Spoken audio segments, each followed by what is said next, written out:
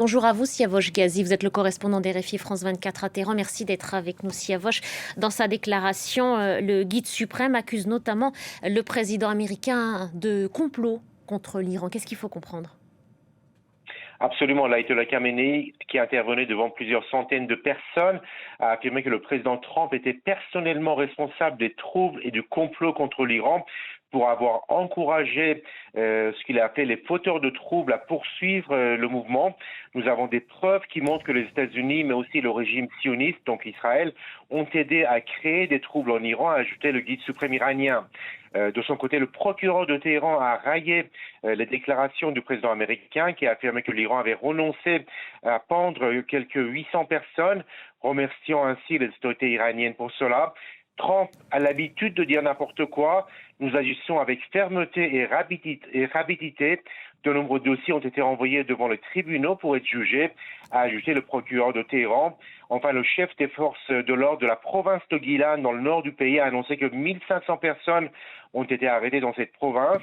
Il faut savoir que la province de Guilan, dans le nord du pays, est l'une des 31 provinces du pays et compte seulement 2,5 millions d'habitants sur près de 80 millions d'habitants dans l'ensemble du pays. On peut donc imaginer et penser qu'à l'échelle du pays, les arrestations ont été très nombreuses. Et Siavosh, on rappelle qu'on ne manifeste presque plus dans le pays depuis plus de 5 jours maintenant, tant la répression est meurtrière et sanglante. Et c'est dans ce contexte qu'un nouvel appel a été lancé par le fils du dernier Shah d'Iran, Reza Pahlavi. Depuis son exil américain, il appelle les Iraniens à se mobiliser aujourd'hui à 20h. Absolument. Donc aujourd'hui encore, c'était une journée plutôt calme jusqu'à maintenant dans le pays pour la donc sixième journée consécutive.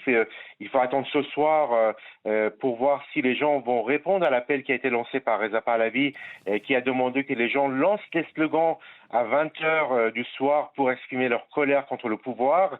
Il n'a pas toutefois demandé aux Iraniens de descendre dans la rue. Beaucoup de gens qui avaient participé aux manifestations depuis 3 semaines sont désabusés par les déclarations du président Trump, qui a encore dit hier qu'il avait décidé de ne pas intervenir en Iran et remercier les autorités iraniennes d'avoir renoncé aux pendaisons, ou encore ses déclarations et ses doutes sur les capacités de Reza Pahlavi à diriger le pays.